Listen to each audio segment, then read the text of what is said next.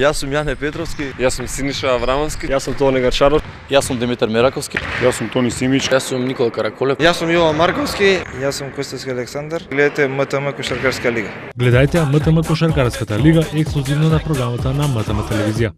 Кошаркарите на МЗТ Скопје аеродром по голема борба и едно продолжение загубија на гостувањето кај Цибона со 93-90 во рамките на 23-то коло во АБА лигата. Избраниците на Зоран Мартиќ имаа убава шанса да ослават на гостувањето во Загреб против Цибона, но подклекнаа во завршните моменти. Македонскиот первак одлично го започна мечот и ја доби првата четвртина со 23-18, а во вториот дел домакините врати на полувреме заминаа со 2 поена предност 41-39. Неизвестноста продолжи во вториот дел од надпреварот. МЗТ го доби третиот период со поен предност, додека во последната четвртина повторно победена 2 минути пред крајот со 78-76 со двете слободни фрлања на Цветковиќ. Цибона одново го сврте резултатот, но Цветковиќ погоди тројка на 28 секунди пред крајот за водство на МЗТ од 81-79. Блесингем погоди за 2, а Чековски во следниот напад направи прекршок во напад, па во регуларниот дел мечот заврши 81-81. МЗТ Скопје во продолжението имаше водство со тројката на Синовец, но сепак со исфорсираните шутеви за тројка, МЗТ Скопје ја пропушти шансата и предноста дозволувајќи му на домашниот состав да слави со 93-90.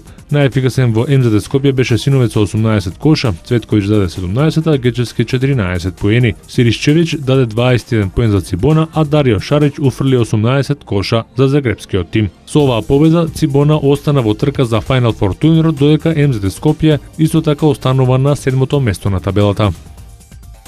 Легендата на Реал Мадрид, 36 годишниот Раул Гонзалес, на крајот од оваа сезона ќе заврши својата фудбалска кариера. Фудбалерот на катарски Ал Сад ќе го испочитува договорот со својата екипа па до крајот на сезоната на Средниот Исток и дефинитивно ќе се пензионира. На овој начин фудбалскиот свет на крајот од сезоната ќе остане без напајачот кој со своите игри и голови одбележа една цела фудбалска епоха. Раул е човек кој се смета за еден од најзначајните во историјата на Реал Мадрид и Европа. Раул на 16 годишна возраст подпиша професионален договор со Реал Мадрид и успеа да стане најдобриот стрелец во историјата на овој славен клуб со 323 постигнати голови, откако претходно успеа да го мине легендарниот Алфредо Ди Стефано кој имаше 307. Исто така Раул е фудбалерот со најголем број настапи во историјата на кралскиот клуб 741. Тој му донесе 6 титули во Примера, 3 трофеи во Лигата на шампионите, 4 титули во Суперкупот на Шпанија, 1 УЕФА Суперкуп и 1 интерконтинентален куп на Реал Мадрид.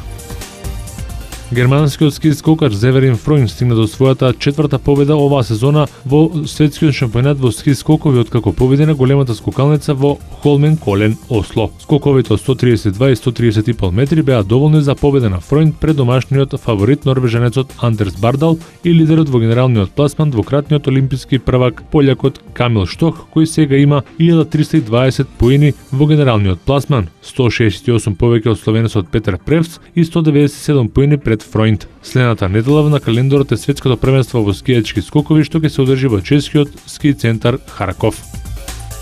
Голем број неочекувани резултати и надпревари каде се играа продолженија се одиграа синоќа во неделната програма во NBA лигата. Синоќа во Юнайтед центарот Чикаго Булс, предводени од одличниот Джоаким Ной, неговите 20 поени, 12 скокови, 7 асистенции и 5 блокади, го солода Мајами Хит 195-88 по едно продолжение. Кај Мајами кој го претрпеа третиот пораз поред, најефикасен беше Двејн Вејд со 25 поени, додека Леброн Џејмс запиша само 17 коша.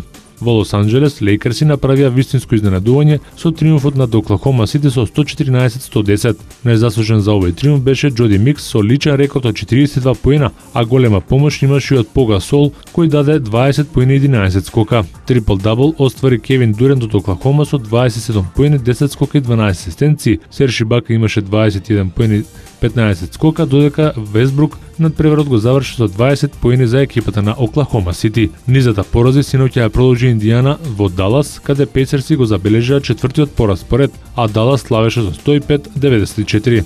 Монти Елис и Девин Херис со по 20 поени ги предводеа Маверикси, додека Пол Џорџ со 27 поени, 11 скока и Лен Стивенсон со 21 поен не им беа доволни за победа на Пейсерси. Едно продолжение синоќа се играше во Хјустон, каде Рокетси го совладаа Портланд во дербито на западот со 118-113. Харден со 41 поени, 10 скока беше незапрлив за Блейзерси, кој пак со 28 поени, 12 скокови ги предводеше Ламаркус Олдрич. За вечера предвидени се 7 надпревари во NBA лигата.